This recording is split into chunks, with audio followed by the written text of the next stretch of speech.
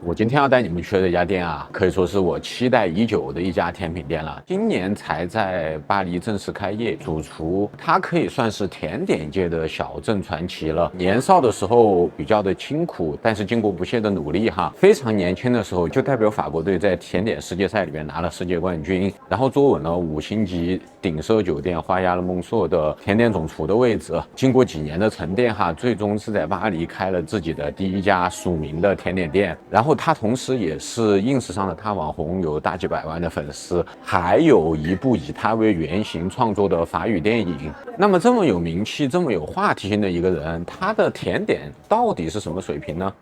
嗨，我是喜歡帶你們探尋美食的肉仔肉，今天跟我一起带你們去看看巴黎的法式甜品又有哪些好玩好吃的新品吧。落座之後，沒有一絲猶豫，我直接告訴服務員大叔啊，請每個種類各給我推薦一道招牌甜點。於是，咱們未知的冒險就這樣開始了。第一道是他家現場制作的盤式甜點，大叔端上來的時候啊，就告訴我說，這是能夠顛覆我固有認知的一盤經典意式咖啡冰淇淋 Affogato。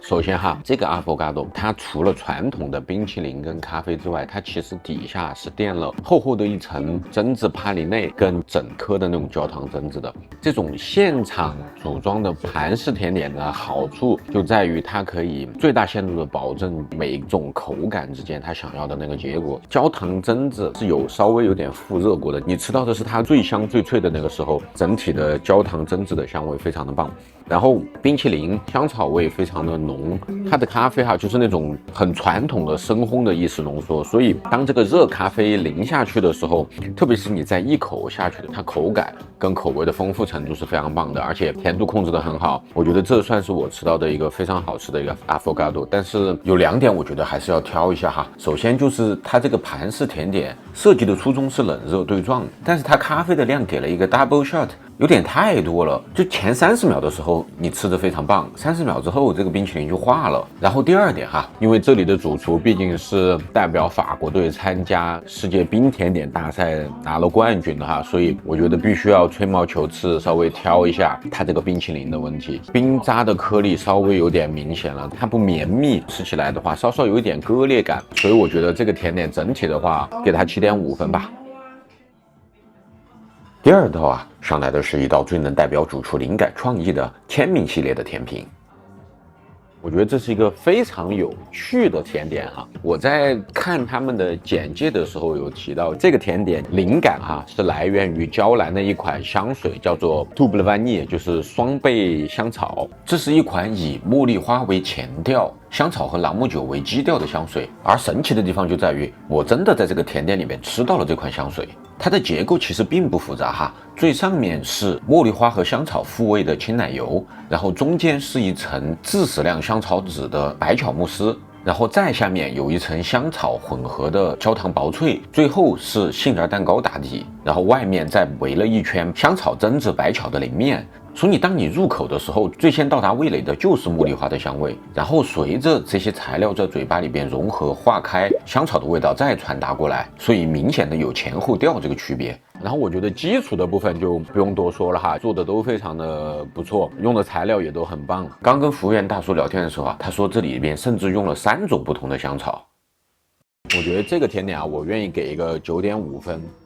扣掉那0.5分呢，是我覺得它用的茉莉花的這個香精哈，它在你嘴巴裡留香的時間特別的短。杏仁蛋糕呢，稍稍吃得出來一丟丢的苦味。不過整體來說，這個甜點確實是一個非常有設計且質量技藝都非常好的一個作品。那麼最後一道嘛，自然就是傳統經典系列，就好像評價一家川菜館要看它的回鍋肉和魚香肉絲，評價一家粵菜館要看它的燒鵝、乳鴿、白斬雞一樣。經典款的法式甜品，那我肯定選我的最愛法式蛋撻弗朗啊！只能說巴黎的弗朗是越來越卷了呀，迫不及待了，讓我们來試試。哇，太爽了！首先，這真的是一個極品的 flan，你们可以看到哈，酥皮真的是非常深烘的那种，而且它是有一定厚度的素条开酥，再叠加了反折酥皮的那种做法哈。虽然看着不是那么的整洁，但是真的是无比的酥脆。然后布丁体超级端，入口即化的，可以看到它香草的用量是有多少哈。而且它蛋黄的用量应该是不少的，你能吃到非常明显的蛋香味。然后就是上面那一坨啊，致死量的焦糖榛子和焦糖榛子酱帕里内，切开的时候它就瞬间流下来，而且它非常多整粒的焦糖榛子，你一口下去的时候，那个极致酥脆的那種口感，深烘的那種榛子的香味在你的嘴巴裡，真的是非常的棒。我覺得這個 flan 能給10分，沒有任何的問題。這半個就留給你們了啊，接住吧。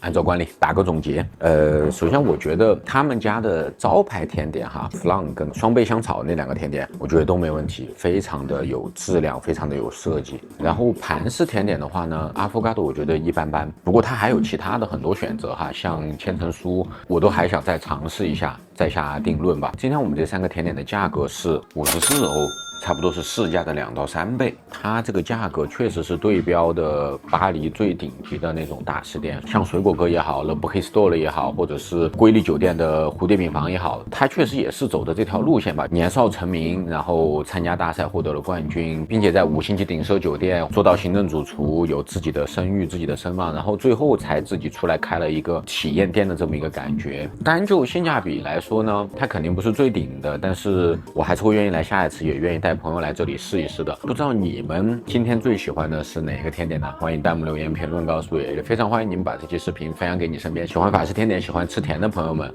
如果你還喜歡這期視頻的話，請記得一定要幫我點讚、投幣、轉發、收藏，一鍵3連。如果你還想跟我一起去探索和製作更多的美食，那麼請你記得一定要關注和訂閱我的頻道。那麼咱們這期視頻就先這樣，下期視頻再見